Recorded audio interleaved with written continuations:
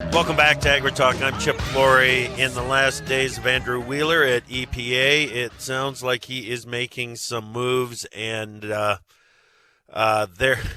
this is creating some concern in the biofuel industry. We want to bring in Emily Skor right now. She is the CEO of Growth Energy. Get the latest and greatest from Emily.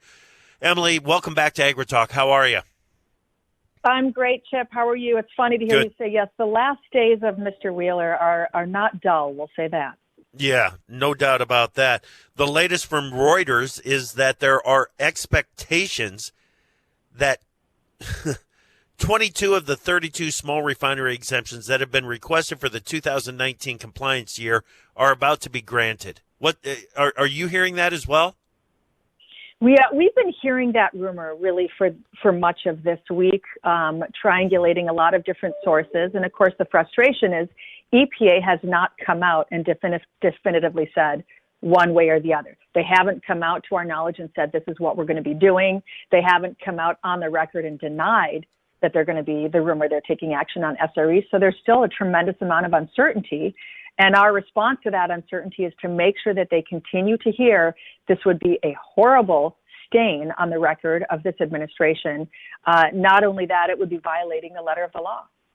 Right. That's where I wanted to go with it, because Emily, when you throw in the 10th Circuit Court decision about the continuous exemptions and everything, this would just be a slap in the face of that decision, wouldn't it? It would be, not only would it be a slap in the face, it makes no sense whatsoever. I mean, for months, where Wheeler has been consistent, and to our chagrin, as he said, there's an appeals process on the 10th Circuit decision. We're going to wait until that has exhausted itself until we take action. The Supreme Court has just announced it will hear the case. And so there's absolutely no reason for Wheeler to now suddenly, in his final days in office, be granting SREs. That would be him completely going against what he's been saying for 6 months. It makes me wonder what the agenda is for Wheeler here.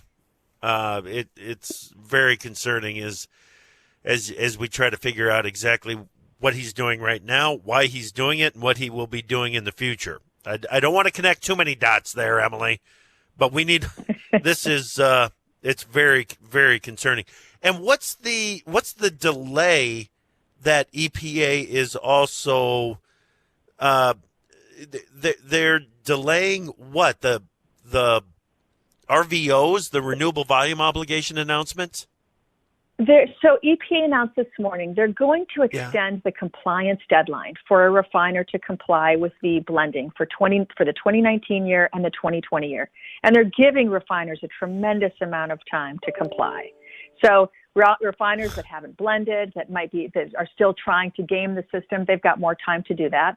You know, our perspective is we always prefer that the agency does things on time, extending the compliance deadline that extends the uncertainty for the marketplace.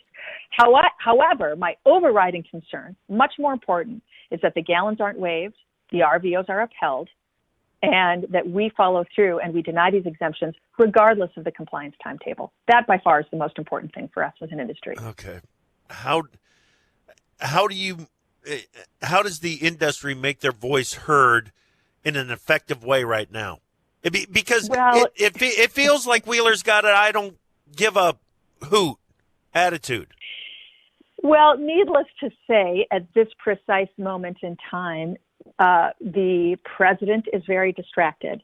And we know our experience has been in the past, we have needed the president to intervene and make sure that EPA follow through on what the president is explicitly telling it to do.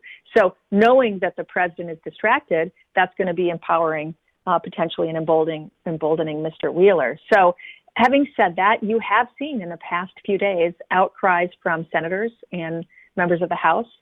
Just today, a letter was sent from many of our Republican champions to Wheeler, pleading with him, expressing their grave concern that he not take any action on small refinery exemptions. The House Biofuels Caucus sent a bipartisan letter a few days ago to the president. So you are seeing an outpouring of support and commentary from our champions that is, hopefully not only a last-minute attempt to make sure that we don't see any shenanigans coming out of EPA, but it's also a signal to Mr. Biden that he was very strong on the campaign trail. He admonished the administration for its abuse of small refinery exemptions. So we're just making it known that there's an expectation and an assumption that the Biden administration is going to handle things very differently.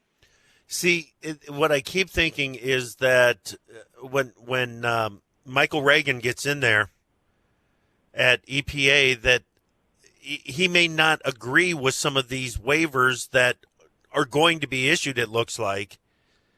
Is there a chance of reversal on that? Well, it's not quite as easy, unfortunately, as simply saying we've changed our mind, because the agency does have to have some consistency in the record of how it's conducting business.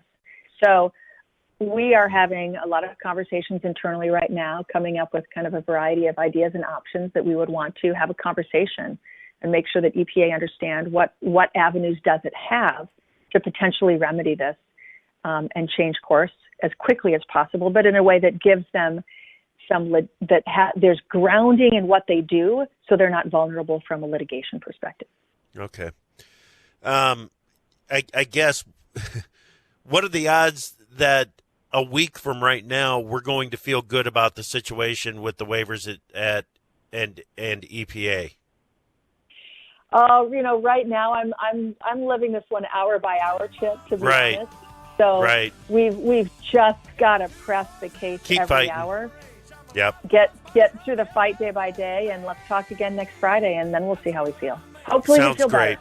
Sounds great. Right. Sounds great, Emily. Good luck. Good luck. Keep it up. Thank you. Well, you All bet. Right. We'll talk to you later. That's Emily Skor, the CEO of Growth Energy. What a battle they've got in front of them right now, Davis. And like she said, it's hour to hour.